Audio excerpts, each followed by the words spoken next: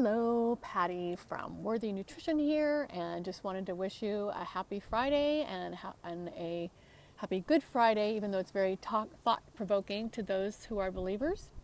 Definitely a thought-provoking day for a lot of us. And I just wanted to come with a favorite food, one of my favorite foods, Friday special. And I've been posting all week about healthy fats.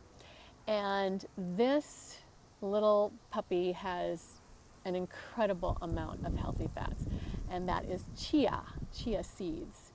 And I don't know if you remember those chia pets. And I want to say first off, do not eat the chia sprouts. Those are not good for you. The ones in the chia pets, because it's not food grade. They don't come from food grade seeds. So who knows what they have all over them. But sprouts, of course, are wonderful for you.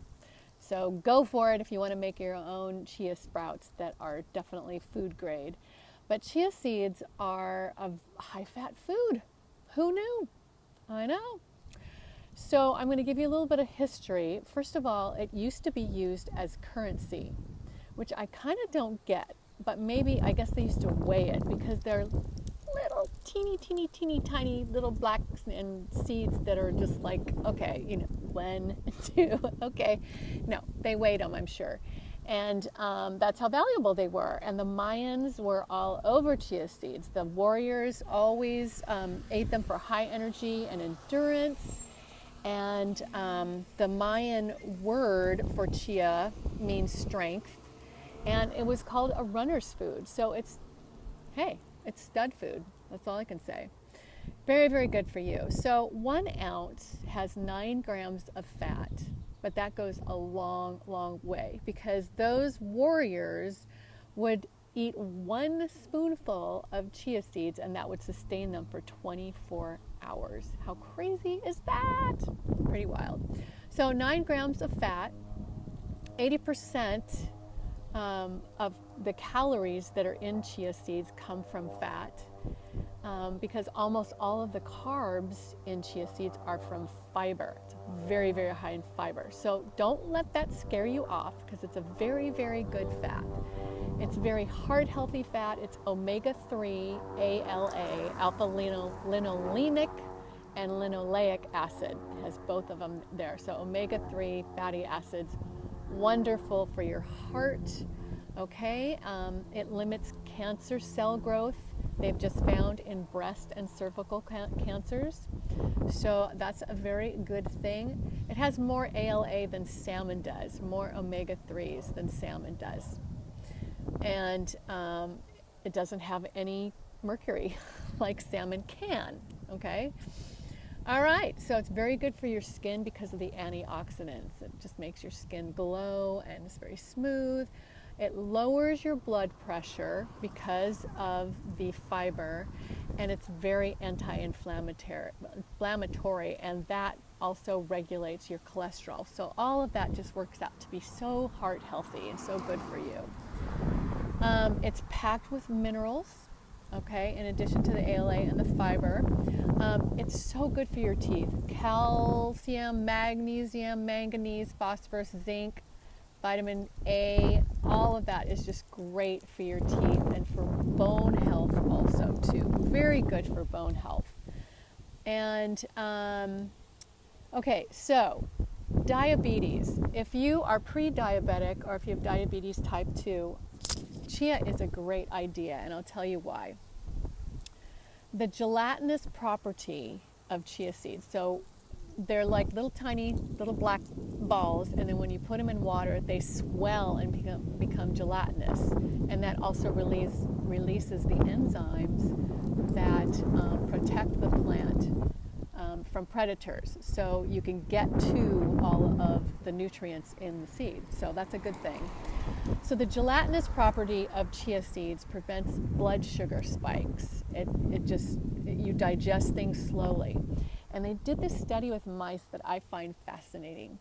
What they did was they caused the mice by feeding them a high sugar diet to get what is it called? I should have written it down. Anyway, it's just high fat, high blood fat levels and high blood sugar levels, and they were on their way to type 2 diabetes. And they did this study with them, and then they fed the mice the chia seeds, and not only did they not get to diabetes, and they continued to feed them the sugar, the high sugar diet too, which is crazy. But after 2 months, oh, that's right, it was insulin resistant. They became insulin resistant, which is not good, because that's like, okay, you're on your way to diabetes if you're insulin resistant.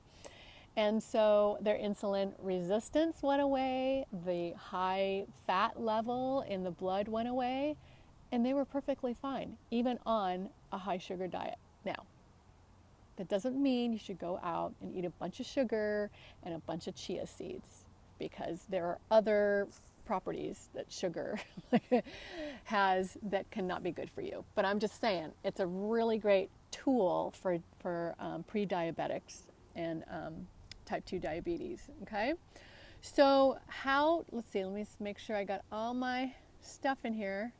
I think I did. There's so much more too. I mean, chia is great. So you can eat chia seeds raw or soaked. You can sprinkle them in a salad.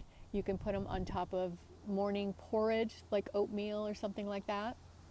You can also eat them in a chia pudding, which is great. So if you have raw chia seeds, they are going to swell and just take in all of your water. So you need to be drinking a lot of water.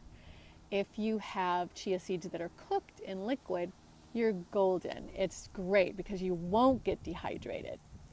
It prevents dehydration. So there you have it. You can have chia puddings, which is one of my favorite things in the world. I love to just heat up a little bit of almond milk, put some vanilla and ginger and cinnamon and a little bit of sweetener like stevia. Just heat it up barely and then pour them over the chia seeds, and they swell and become this wonderful, lovely tasting pudding. And then you can put chopped up apples or pears on top with pumpkin seeds, and it's just delightful. And it keeps you like, man, if I didn't eat, I would probably still not be hungry. I mean, it keeps you 6-7 hours. You can go without eating. I don't really recommend that all the time, but you can definitely do that. So you can put them in smoothies too.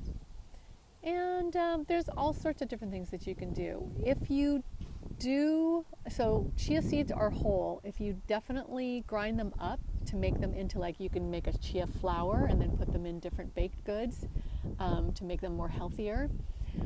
You would want to store those in the refrigerator, because that exposes the omega-3 fatty acids to the air. They can become rancid like that, and that's not a good thing. So keeping them in the refrigerator or the freezer, if they have been ground, is a great idea. Okay, so if you have anything else, you just let me know down below in the comments. If you have any questions, I'd be happy to answer them. Visit me at worthynutrition.com, and you have a beautiful day and a beautiful weekend. Ciao!